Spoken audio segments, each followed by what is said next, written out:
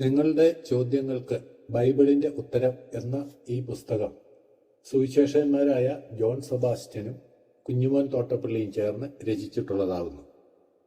ഇതിൽ മനുഷ്യനാര്, ദൈവമുണ്ടോ, മതം മനുഷ്യനെ നയിക്കുന്ന കറുപ്പാണോ, ബൈബിൾ ദൈവവചനമോ, യേശുക്രിസ്തു ദൈവമാണോ, ആദിമ മനുഷ്യനെ ദൈവം കെണിയിൽ വീഴ്ത്തിയോ, അല്പം മദ്യം ആപത്താണെന്നുണ്ടോ, ആർക്കും അനുഭവിക്കാവുന്ന അത്ഭുതമാണോ ഇത്, ബൈബിൾ സന്ദേശത്തിന് നിസ്തുല്യതയോ, ക്രിസ്തീയ രക്ഷാമാർഗം യുക്തിക്ക് ചേരാത്തതോ, ക്രിസ്തു വീണ്ടും വരുമോ, പരിണാമവാദത്തിന് ശാസ്ത്രീയ പിന്തുണയോ, സൃഷ്ടിവിവരണങ്ങൾ വിശ്വാസയോഗ്യമോ, സ്വർഗവും നരകവും ഇവിടെ തന്നെയല്ലേ, തൃത്വോപദേശം വചനാനുസരണമോ, സോഷ്യലിസവും കമ്മ്യൂണിസവും വചന വെളിച്ചത്തിൽ എന്നിത്യാദി വിഷയങ്ങൾ സംബന്ധിച്ച ചോദ്യങ്ങൾക്ക് ഉത്തരമാണ് ഈ പുസ്തകത്തിൽ കൂടെ കേൾവിക്കാർക്ക് ലഭ്യമാക്കുന്നത്.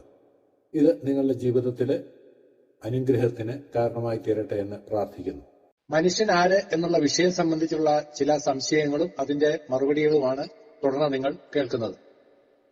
മനുഷ്യൻ പരിണാമ പ്രക്രിയ വഴി വികാസം പ്രാപിച്ച മൃഗമാണെന്നാണല്ലോ പരിണാമവാദം പറയുന്നത്. അതിൽ വല്ല കഴമ്പുമുണ്ടോ? വാസ്തവത്തിൽ മനുഷ്യൻ ആരാണ്? പരിണാമവാദം തെളിയിക്കപ്പെടുവാൻ കഴിയാത്ത ഒരു സിദ്ധാന്തം മാത്രമാണ്. ഒരു തരത്തിൽപ്പെട്ട മൃഗങ്ങൾക്ക് ഒരിക്കലും മറ്റൊരു തരമാകുവാൻ കഴിയുകയില്ല. അതുപോലെ ഒരു തരത്തിൽപ്പെട്ട സസ്യജാലങ്ങൾക്ക് മറ്റൊരു തരമാകുവാൻ സാധിക്കുകയില്ല. ദൈവം അതാതുതരം ജീവജന്തുക്കളെയും അതാതുതരം ഫലവൃക്ഷങ്ങളെയും സൃഷ്ടിച്ചു എന്നുള്ള ബൈബിൾ പ്രസ്താവന തികച്ചും ശാസ്ത്രീയമാണ്. മനുഷ്യൻ ചിന്തിക്കുന്ന മൃഗമാണ്, ചിരിക്കുന്ന മൃഗമാണ്, വസ്ത്രം ധരിക്കുന്ന മൃഗമാണ്, ആയുധമുണ്ടാക്കുന്ന മൃഗമാണ്, കുറ്റബോധമുള്ള മൃഗമാണ്, കുടുംബബന്ധം പുലർത്തുന്ന മൃഗമാണ്, ദൈവബോധമുള്ള മൃഗമാണ് എന്നൊക്കെ നിർവചിച്ചിട്ടുള്ളവരുണ്ട്. മനുഷ്യനിലെ മൃഗീയ വാസനകൾ കാണുന്നവർ മനുഷ്യൻ മൃഗമാണെന്നും മനുഷ്യനിലെ ദിവ്യവാസനകൾ കാണുന്നവർ മനുഷ്യൻ ദൈവമാണെന്നും പറയുന്നു. മനുഷ്യൻ പണ്ട് മൃഗമായിരുന്നുവെന്ന് ചില ശാസ്ത്രശാഖകൾ പറയുമ്പോൾ മനുഷ്യൻ ഭാവിയിൽ മൃഗമായി തീരുമെന്ന് ചിലർ പറയുന്നു. മനുഷ്യൻ ഒരു നിത്യ വൈരുദ്ധ്യമാണെന്ന് ആരോ പറഞ്ഞിട്ടുണ്ട്. ബൈബിൾ അനുസരിച്ച് ഈ നിർവചനത്തിൽ കഴമ്പുണ്ട്. മനുഷ്യൻ ഒരു നിത്യ വൈരുദ്ധ്യമാണെന്ന് പറഞ്ഞത് ഏതർത്ഥത്തിലാണ്? മൃഗങ്ങളിൽ ഒന്നിനോടും താരതമ്യപ്പെടുത്തുവാനോ മൃഗത്തിൽ നിന്ന് പരിണമിച്ചുണ്ടായി എന്ന് ചിന്തിക്കുവാനോ പാടില്ലാത്ത തരത്തിലുള്ള ശ്രേഷ്ഠ ഗുണങ്ങൾ മനുഷ്യനിലുണ്ട്. അപ്പോൾ തന്നെ മൃഗത്തേക്കാൾ അധപ്പതിച്ച മറ്റൊരു സ്ഥിതിയുമുണ്ട്. ഒരേ സമയത്ത് രണ്ട് വിഭിന്ന സ്ഥിതിവിശേഷങ്ങൾ സമന്വയപ്പെട്ടിരിക്കുന്നതുകൊണ്ടാണ് മനുഷ്യൻ ഒരു നിത്യവൈരുദ്ധ്യമെന്ന് പറയുന്നത്. മൃഗത്തോട് താരതമ്യപ്പെടുത്തുവാൻ പാടില്ലാത്ത തരത്തിൽ മനുഷ്യനുള്ള ഗുണവിശേഷങ്ങൾ ഏതൊക്കെയാണ്? ഒന്നാമത് ബുദ്ധിശക്തി, ഇച്ഛാശക്തി, വികാരം. ഇവ മൂന്നും മനുഷ്യന് വ്യക്തിത്വം നൽകുമ്പോൾ മൃഗങ്ങൾക്ക് കേവലം ജന്മവാസനകൾ മാത്രമാണുള്ളത്. ബുദ്ധിശക്തി കൊണ്ട് മനുഷ്യനും പ്രകൃതിയിൽ പലതിനെയും കീഴടക്കുവാൻ കഴിഞ്ഞു. വ്യത്യസ്ത ഇച്ഛാശക്തിയാണ് ഓരോ മനുഷ്യനും ഉള്ളത്. അതാണ് ഓരോ മനുഷ്യനെയും നിയന്ത്രിക്കുന്നത്. മനുഷ്യന് ദുഃഖിക്കുവാനും കരയുവാനും ചിരിക്കുവാനും ചിന്തിക്കുവാനും സന്തോഷിക്കുവാനും വാമൊഴി, വരമൊഴി, ആംഗ്യം ഇവ കൊണ്ട് ആശയവിനിമയം നടത്തുവാനും കഴിയുമ്പോൾ മൃഗം പിറക്കുന്നത് മുതൽ ചാകുന്നതുവരെ അതിന് ജന്മവാസനകൾ മാത്രമേയുള്ളൂ. മൃഗങ്ങൾക്ക് നഗ്നത തോന്നാറില്ല, എന്നാൽ മനുഷ്യൻ വസ്ത്രം ധരിക്കുന്നു. അപരിഷ്കൃതർക്കും നാമമാത്രമായെങ്കിലും നഗ്നത മറയ്ക്കണമെന്നുണ്ട്. മനുഷ്യന് കുറ്റബോധമുണ്ട്. മനുഷ്യന്റെ മനസാക്ഷി തെറ്റിനെക്കുറിച്ച് അവനെ ബോധവാനാക്കുന്നു. അങ്ങനെയൊരു മനസാക്ഷിയും കുറ്റബോധവും മൃഗങ്ങൾക്കില്ല. സർവോപരി മനുഷ്യനുള്ള ഈശ്വരബോധമാണ് മൃഗത്തോട് താരതമ്യപ്പെടുത്തുവാൻ പാടില്ലാത്ത ഏറ്റവും വലിയ ഗുണവിശേഷം. എല്ലാ മൃഗങ്ങളിലും വെച്ച് മനുഷ്യൻ അതുല്യനാണെന്ന് ഞാൻ സാക്ഷ്യപ്പെടുത്തുന്നു. അത് എന്തുകൊണ്ടെന്ന് വിശദീകരിക്കുവാൻ ഞാൻ അശക്തനാണെന്ന് പരിണാമവാദ ശാസ്ത്രജ്ഞനായ ഡോക്ടർ ടി.എച്ച്. ഹക്സ്ലി പ്രസ്താവിക്കുന്നു. മൃഗത്തേക്കാൾ അധംപതിച്ച ഒരു മറുവശം മനുഷ്യനുണ്ടെന്ന് പറഞ്ഞല്ലോ. അത് മനുഷ്യന്റെ പാപസ്വഭാവമാണ്. മൃഗങ്ങളിൽ ചിലത് ക്രൂരമൃഗങ്ങളാണ്. എന്നാൽ അവ പൊതുവെ ഇണയെ കൊല്ലാറില്ല. മനുഷ്യനോ ഭാര്യയെയോ ഭർത്താവിനെയോ അപ്പനമ്മമാരെയോ മക്കളെയോ സ്വാർത്ഥ താല്പര്യത്തിനു വേണ്ടി കൊല്ലുവാൻ അവന് മടിയില്ല. മൃഗങ്ങളിൽ പലതും ഇണയെ വിട്ട് ഇണ ചേരാറില്ല. ഇണ ചേർത്താൽ ഒറ്റയ്ക്ക് ജീവിക്കുകയോ തിന്നാതിരുന്ന് ചാവുകയോ ചെയ്യും. മനുഷ്യരിൽ പലതും ഈ വക ധാർമ്മിക പ്രമാണങ്ങളിൽ മൃഗത്തേക്കാൾ അധപ്പതിച്ചവരല്ലേ. മറ്റ് ജീവികളെ കൊന്നു തിന്നുന്ന മൃഗങ്ങളുമുണ്ട്. എന്നാൽ അവ കൂട്ടക്കൊല ചെയ്യാറില്ല. സംസ്കാര സമ്പന്നൻ എന്നഭിമാനിക്കുന്ന ആധുനിക മനുഷ്യന് കൂട്ടക്കൊലയ്ക്ക് വല്ല ശങ്കയുമുണ്ടോ? എന്തുകൊണ്ടാണ് വിവേകബുദ്ധിയും കുറ്റബോധവും ദൈവബോധവും ഒക്കെയുള്ള മനുഷ്യൻ ചിലപ്പോൾ മൃഗത്തേക്കാൾ അധംപതിച്ച ധാർമ്മിക സ്ഥിതി പുലർത്തുന്നത്? ധാർമ്മിക ഗുണലക്ഷണങ്ങളുടെ കാര്യത്തിൽ ദൈവത്തെ പോലെ സൃഷ്ടിക്കപ്പെട്ട ആദിമനുഷ്യൻ ദൈവകൽപ്പന ലംഘിച്ചു, പാപിയായി. അവന്റെ സന്തതി പരമ്പരകൾക്ക് ദൈവബോധം ഉണ്ടെന്നേ ഉള്ളൂ. ദൈവത്തോട് സജീവ ബന്ധമില്ല. അതുകൊണ്ടാണ് അവരുടെ ആദ്യ പിതാവ് ദൈവത്തോട് സജീവ ബന്ധം ഉണ്ടായിരുന്ന കാലത്ത് ജീവിച്ചിരുന്നത് പോലെ വിശുദ്ധമായ ജീവിതം നയിക്കുവാൻ മനുഷ്യർക്ക് കഴിയാതിരുന്നത്. ഉൽപ്പത്തി 1:24 മുതൽ 26 വരെയും റോമർ 3:10 മുതൽ 18 വരെയുള്ള വാക്യങ്ങളും ശ്രദ്ധിക്കുക. മനുഷ്യനിലെ ഈ വൈരുദ്ധ്യസ്ഥിതി മാറ്റുവാൻ മനുഷ്യന് എന്ത് ചെയ്യുവാൻ കഴിയും? മനുഷ്യന്റെ ജന്മത്തിലുള്ള ഈ വൈരുദ്ധ്യസ്ഥിതി മാറ്റുവാൻ മനുഷ്യന്റെ യാതൊരു ശ്രമങ്ങൾക്കും കഴിയുകയില്ല. മാറ്റം എന്നതിന്റെ മറ്റൊരു പേരാണല്ലോ വിപ്ലവം. വിദ്യാഭ്യാസ വിപ്ലവം കൊണ്ടോ, സംസ്കാര വിപ്ലവം കൊണ്ടോ, ശാസ്ത്രീയ വിപ്ലവം കൊണ്ടോ, സാമ്പത്തിക വിപ്ലവം കൊണ്ടോ, പട്ടാള വിപ്ലവം കൊണ്ടോ ഒന്നും മനുഷ്യൻ സമൂലം വ്യത്യാസപ്പെട്ടില്ല എന്നുള്ളതാണ് സത്യം. മനുഷ്യന്റെ വൈരുദ്ധ്യ സ്ഥിതി മാറ്റുവാൻ ആഗ്രഹിച്ച മഹാത്മാക്കളെല്ലാം മൂലകാരണം കണ്ടുപിടിക്കുന്നതിൽ പരാജയപ്പെട്ടുപോയി. വിദ്യാഭ്യാസമില്ലായ്മയാണ് മനുഷ്യന്റെ പ്രശ്നമെന്ന് വിചാരിച്ചവർ വിദ്യാഭ്യാസ സ്ഥാപനങ്ങൾ ഉണ്ടാക്കി. പാപിയായ മനുഷ്യൻ വിദ്യാഭ്യാസമുള്ള പാപിയായി മാറി. പരിഷ്കാരമില്ലായ്മയാണ് പ്രശ്നമെന്ന് ചിന്തിച്ചവർ മനുഷ്യനെ പരിഷ്കാരിയാക്കുവാൻ ശ്രമിച്ചു. പാപിയായ മനുഷ്യൻ പരിഷ്കാരിയായ പാപിയായി മാറി. മതമില്ലായ്മയാണ് മനുഷ്യന്റെ പ്രശ്നമെന്ന് കണ്ടവർ മതപദ്ധതികൾ ആവിഷ്കരിച്ചു. പാപിയായ മനുഷ്യൻ മതമുള്ള പാപിയായി.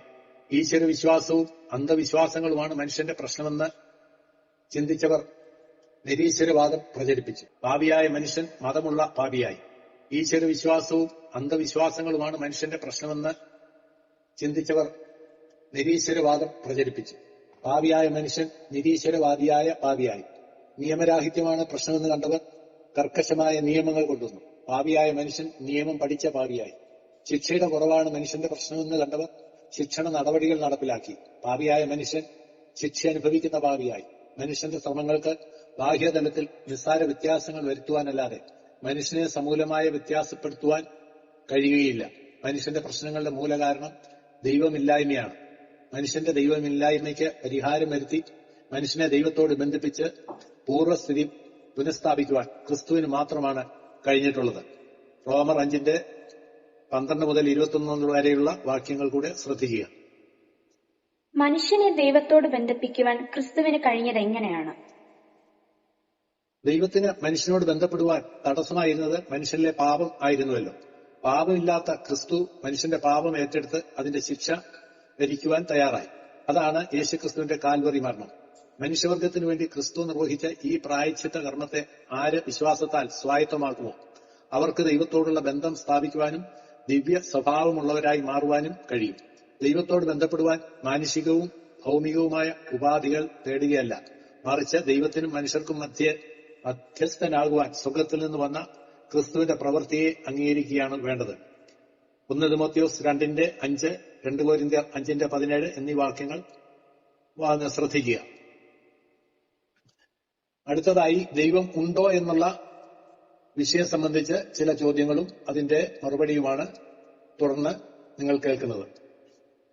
ദൈവം ഇല്ലെന്നുള്ള വാദം ഉണ്ടാകാൻ കാരണം എന്താണ്? കാരണം കാര്യങ്ങൾ വിശ്വസിക്കുന്നത് യുക്തിയല്ലെന്ന് ചിലർ ധരിക്കുന്നതാണ് ദൈവം ഇല്ലെന്നുള്ള വാദം ഉണ്ടാകുവാൻ ഒരു കാരണം. ദൈവം ഉണ്ടെന്ന് ബോധ്യം വന്നാൽ ദൈവം അനുശാസിക്കുന്ന തരത്തിലുള്ള ജീവിതത്തിന് തയ്യാറാകേണ്ടതുകൊണ്ടാണ് ദൈവത്തെക്കുറിച്ച് മനസ്സിലാക്കുവാൻ മടിക്കുന്ന ചിലർ ദൈവം ഇല്ലെന്ന് പറയുന്നത്. ആൽബർട്ട് ഐൻസ്റ്റൈൻ ഇങ്ങനെ പറയുന്നു: ദൈവം തന്നെ നമ്മുടെ ദുർബലവും ക്ഷീണിച്ചതുമായ മനസ്സിന് മനസ്സിലാക്കുവാനും ഉൾക്കൊള്ളുവാനും കഴിയുന്ന രീതിയിലാണ് വെളിപ്പെടുത്തിയിരിക്കുന്നത്. സങ്കീർണമായ പ്രപഞ്ചം ദൈവത്തെക്കുറിച്ചുള്ള ആശയത്തിന് എന്റെ മനസ്സ് രൂപം നൽകുന്നു. ദൈവമുണ്ടെന്ന് യുക്തിപൂർവം നമുക്ക് എങ്ങനെ മനസ്സിലാക്കാം?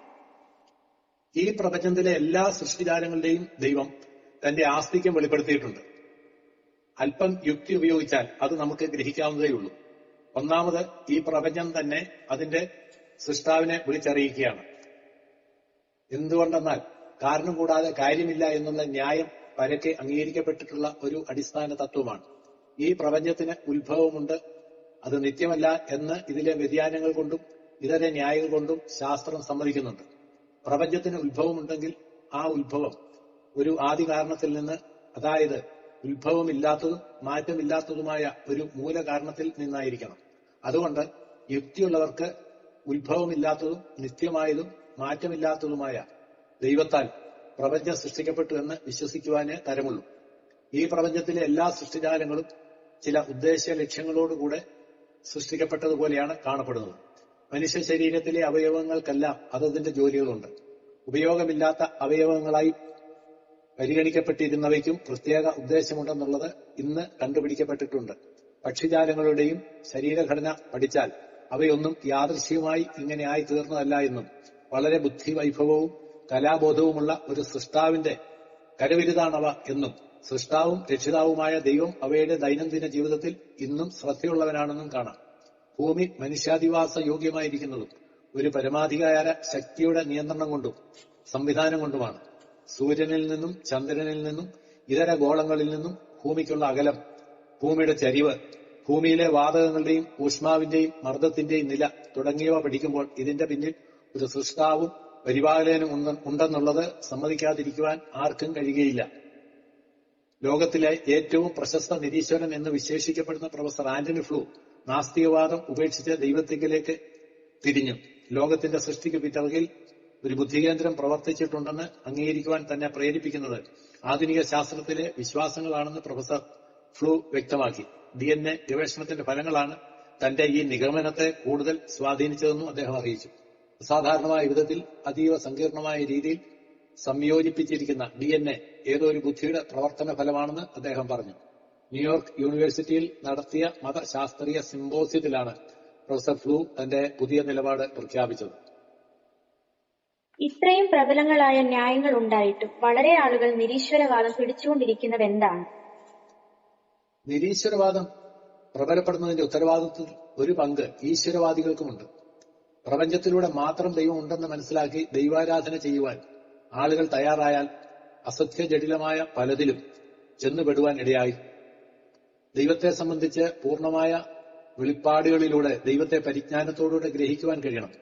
പ്രകൃതിയിലൂടെ ദൈവം തന്നെക്കുറിച്ച് വളരെ മങ്ങിയ വെളിപ്പാട് മാത്രമേ നൽകിയിട്ടുള്ളൂ. യുക്തി ഉപയോഗിച്ച് വേണം അത് ഗ്രഹിക്കുവാൻ. എന്നാൽ ബൈബിളിലൂടെ ദൈവം തന്നെക്കുറിച്ച് കൂടുതൽ വെളിപ്പാടുകൾ രേഖയാക്കി നൽകി. ബൈബിൾ വായിക്കുന്ന ഒരാൾക്ക് ചരിത്രത്തിൽ ദൈവം പ്രവർത്തിച്ച അത്ഭുതകരമായ സംഭവങ്ങൾ മനസ്സിലാക്കുവാൻ സാധിക്കും. ക്രിസ്തുവാണ് ദൈവത്തിന്റെ സമ്പൂർണ്ണ വെളിപ്പാട്. അദൃശ്യനായ ദൈവം നമുക്ക് ദൃശ്യനായി ഭവിക്കുവാൻ മനുഷ്യനായി തീർന്നതാണ് ക്രിസ്തു. അതുകൊണ്ടാണ് ക്രിസ്തു എല്ലാ പ്രകൃതി ശക്തികളെയും നിയന്ത്രിച്ച് തന്റെ ദൈവത്വം തെളിയിച്ചത്. മനുഷ്യനെ പാപത്തിൽ നിന്ന് ധരിക്കുവാൻ വന്ന ക്രിസ്തു മനുഷ്യന്റെ പാപമില്ലാത്ത തന്റെ ശരീരത്തിൽ ഏറ്റെടുത്ത് അതിന്റെ ശിക്ഷയേറ്റ് മരിച്ചു. മനുഷ്യന് പാപപരിഹാരം വരുത്തിയ ക്രിസ്തു മൂന്നാം നാൾ ഉയർത്തെഴുന്നേറ്റു. ഇന്ന് അദൃശ്യനായി ഭൂമിയിൽ എവിടെയും ജീവിക്കുന്ന ക്രിസ്തുവിനോട് വിശ്വാസത്താൽ ബന്ധപ്പെടുമ്പോൾ ദൈവം നമ്മെ അംഗീകരിക്കുന്നു. അങ്ങനെയുള്ളവരുടെ ജീവിതത്തിൽ ദൈവം യാഥാർത്ഥ്യമായി തീരുന്നു. അവർക്ക് ദൈവത്തെ അനുഭവിച്ചറിയാം. പ്രകൃതിയിലൂടെ മാത്രം ദൈവം ഉണ്ടെന്ന് മനസ്സിലാക്കി കേട്ടുകേൾവി അനുസരിച്ച് ദൈവത്തെ ഭജിക്കുന്ന കേവല ദൈവവിശ്വാസികളുടെ ദൈവത്തെക്കുറിച്ചുള്ള വികലമായ ധാരണ ആളുകളെ നിരീശ്വരവാദത്തിലേക്ക് തിരിച്ചില്ലെങ്കിലേ അത്ഭുതത്തിന് അവകാശമുള്ളൂ. കേവല ദൈവവിശ്വാസികളെ യഥാർത്ഥ ദൈവവിശ്വാസികളായി പരിഗണിക്കുന്നതാണ് നിരീശ്വരവാദികളുടെ പ്രമാദം. ദൈവത്തെ സംബന്ധിച്ച് ബൈബിൾ നൽകുന്ന വിശദീകരണം എന്താണ്? ദൈവത്തിന് വ്യക്തിത്വം ഉണ്ടെങ്കിലും മനുഷ്യന് നഗ്നനേത്രങ്ങൾ കൊണ്ട് കാണുവാൻ സാധിക്കാതെ വണ്ണം ദൈവം അദൃശ്യനാണ്. ദൈവത്തിന് സ്വാഭാവികമായും ധാർമ്മികമായും ഉള്ള ഗുണലക്ഷണങ്ങളുണ്ട്. സ്വാഭാവിക ഗുണലക്ഷണങ്ങൾ സർവ്വവ്യാപി, സർവജ്ഞാനി, സർവശക്തൻ തുടങ്ങിയവയാണ്. അവ മനുഷ്യന് പ്രാപിക്കാവുന്നതല്ല. ധാർമ്മിക ഗുണലക്ഷണങ്ങൾ ശുദ്ധി, നീതി, സ്നേഹം, കരുണ, കൃപ, ക്ഷമ തുടങ്ങിയവയാണ്. അവ മനുഷ്യന് ദൈവത്തിൽ നിന്ന് പ്രാപിക്കാവുന്നതാണ്. ദൈവം പരിശുദ്ധനും നീതിമാനുമാകിയാൽ പാപം ചെയ്ത മനുഷ്യനെ ശിക്ഷിച്ചു. എന്നാൽ സ്നേഹവും കരുണയും കൃപയും കൂടെ ദൈവത്തിന്റെ ഗുണലക്ഷണങ്ങളാകിയാൽ മനുഷ്യനെ രക്ഷിക്കുവാൻ ഒരു മാർഗം ഒരുക്കി. ദൈവം തന്നെ മനുഷ്യനായി തീർന്ന് മനുഷ്യന്റെ പാപത്തിന്റെ ശിക്ഷ സഹിച്ചു. അതാണ് ക്രിസ്തുവിന്റെ ക്രൂശുമരണം. ക്രിസ്തു സർവ്വവ്യാപിയായ ദൈവമായതുകൊണ്ട് ഉയർത്തെഴുന്നേറ്റ് സർവ്വവ്യാപിയായി ജീവിക്കുന്നു. തന്നിൽ വിശ്വസിക്കുന്നവരെ രക്ഷിക്കുന്നു. ദൈവനിഷേധം നാശമാണെന്ന് തെളിയിക്കുന്ന ഒരു സംഭവമാണ് തുടർന്ന് നിങ്ങളെ ഇതിനോട് ബന്ധപ്പെട്ട് ഓർപ്പിക്കുന്നത്. അമേരിക്കൻ നാസ്തിക പ്രസ്ഥാനത്തിന്റെ നട്ടെല്ലായിരുന്നു വില്യം ജെ മുറെ. ഓസ്റ്റിൻ ആസ്ഥാനമായുള്ള സൊസൈറ്റി ഓഫ് സെപ്പറേഷനിസ്റ്റിന്റെ ദൈവനിഷേധ മാസികയുടെ പത്രാധിപരുമായിരുന്നു.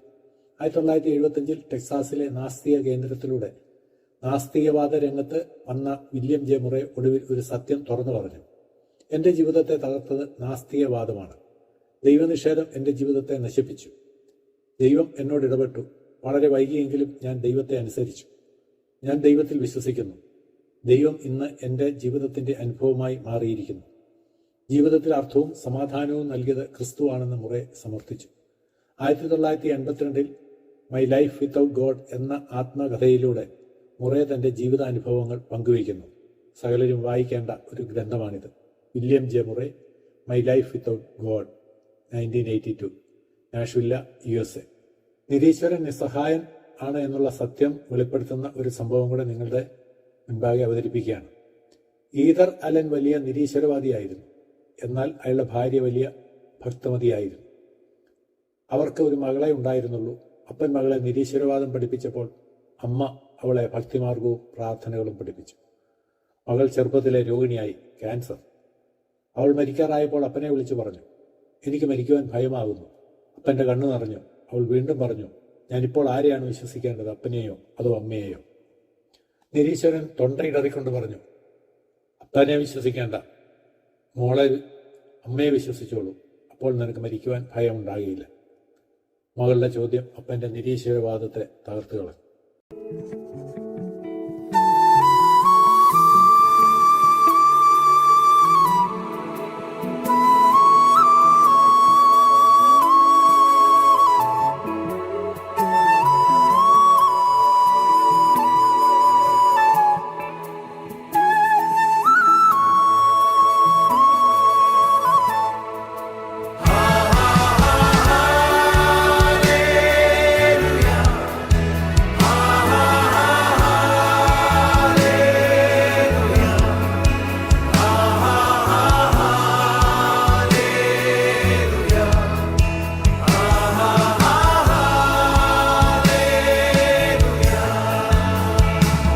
പരിശുദ്ധൻ മഹോന്നത ദേവൻ, പരമെങ്ങും വിളങ്ങും മഹേശൻ,